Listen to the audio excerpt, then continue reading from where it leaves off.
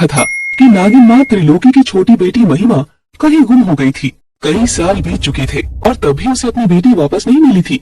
वहीं एक तांत्रिक अम्मा की सहायता से उसे अपनी खोई हुई बेटी का पता चल चुका है और त्रिलोकी की दोनों बड़ी बेटियां उसके घर तक पहुंच जाती है। अब आगे। अच्छा, तो इन लोगों ने महिमा का नाम बदलकर प्रांजल रख दिया है। हाँ, ताकि किसी को कभी पता न लग सके। हमें माँ को बताना होगा।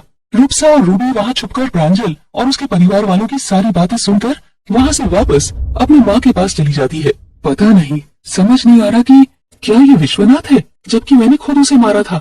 हो सकता है कि वो उसका हमशक्ल हो, लेकिन कौन है ये और महिमा को अपने साथ क्यों रखा है उसने? कुछ समझ नहीं आ रहा माँ। बस डर तो मुझे इस बात का है कि कहीं वो मेरी बेटी को नुकसान ना पहुँचाए। तभी रूबी और रूपसा भी घर पहुँच जाते हैं। माँ, वो लोग महिमा को प्रांजल कहकर बुलाते हैं। हाँ, और हमें पता चला है कि प्रांजल कॉलेज में एडमिशन लेने वाली है।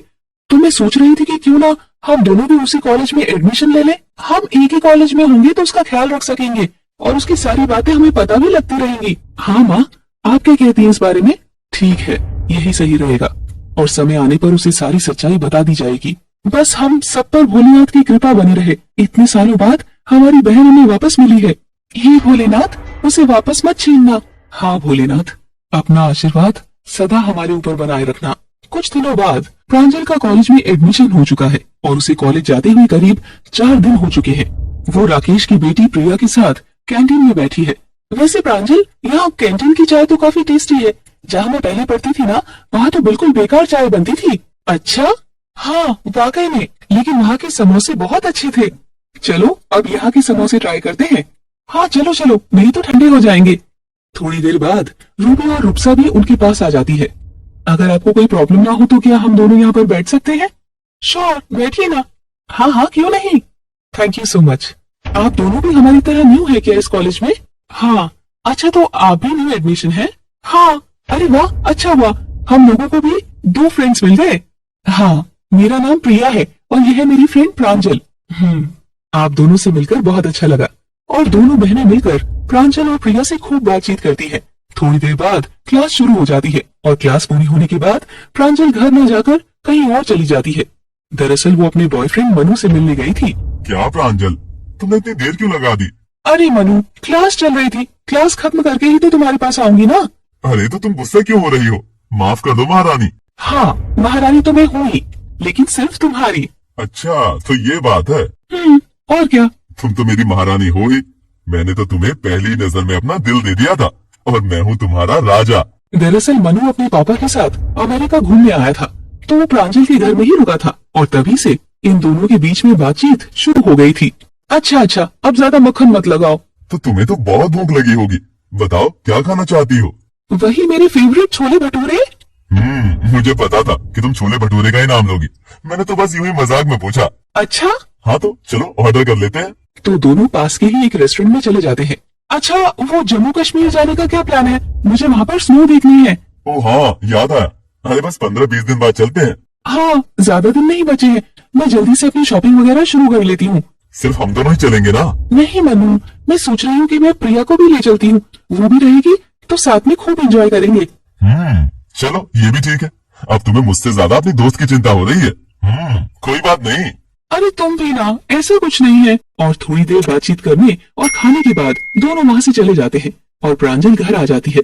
अगले दिन कॉलेज की कैंटीन में फिर से रूबी और रूपसा प्रांजल से मिलने आती है। हाय, कैसी हो प्रांजल? मैं ठीक हूँ, तुम दोनों कैसी हो?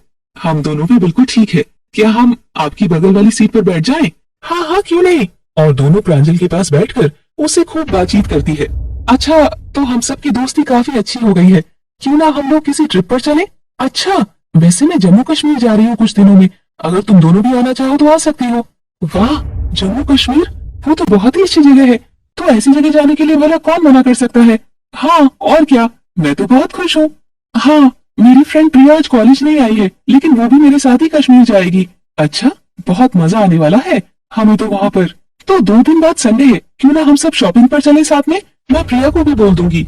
हाँ हाँ, क्यों नहीं। और प्लान के मुताबिक चारों फ्रेंड्स मिलकर 2 दिन बाद शॉपिंग पर जाती है और एक दुकान पर कई तरह की ड्रेसेस ट्राई करती है। तभी प्रिया एक ड्रेस ट्राई करती है। अरे ये देखो, ये ड्रेस मुझ पर अच्छी लग रही है ना प्रांजल? हाँ, बहुत अच्छी लग रही है। तो ऐसा कर, ये वाली ड्रेस ले ही ले। हाँ बिल्कुल सही कह रही है तू, यही लूंगी। हाँ प्रिया, तुम पर तो सारे कपड़े अच्छे लग रहे हैं। और तभी अचानक से उस कपड़े की दुकान में दो चोर आ जाते हैं और हो हल्ला मच जाता है। पहला चोर हवा में एक गोली चलाता है। सभी लोग अपने हाथ ऊपर कर लो और कोई भी अपनी जगह से नहीं हिलेगा। उस दुकान की मालकिन एक 50 साल की औरत थी। वो काफी घबरा जाती है और डर के मारे कांपने लगती है। अरे ऐसा मत करो प्लीज। चुपचाप बैठी रह, नहीं तो अभी अपनी जान से हाथ धो बैठेगी। जल्दी से पैसे भर दे इस बैग में, नहीं तो इस बंदूक में जितनी गोलियां है ना तेरे सिर में ठोक दूंगा। मैं क्या कर रही है? जल्दी से पैसे डाल इस बैग में, जल्दी कर। और डर के मारे वो औरत सारे पैसे बैग में डालने लग जाती है। ये क्या कर रहे हो? बेचारी दुकान की मालकिन विधवा है, अगर इतने पैसे चोरी हो जाएंगे तो वो अपना घर कैसे चलाएगी? अरे तू कौन है? जुबान बंद रख वरना जुबान खींच लूंगा तेरी। तभी रुपसा अपनी बड़ी बहन रूबी को हल्का सा इशारा करती है। रूबी रुपसा की तरफ देखकर कहती है, यकीन नहीं होता, कितने बुरे लोग हैं, एक विधवा औरत की दुकान पर चोरी कर रहे हैं, जेल में सड़ेंगे, देखना।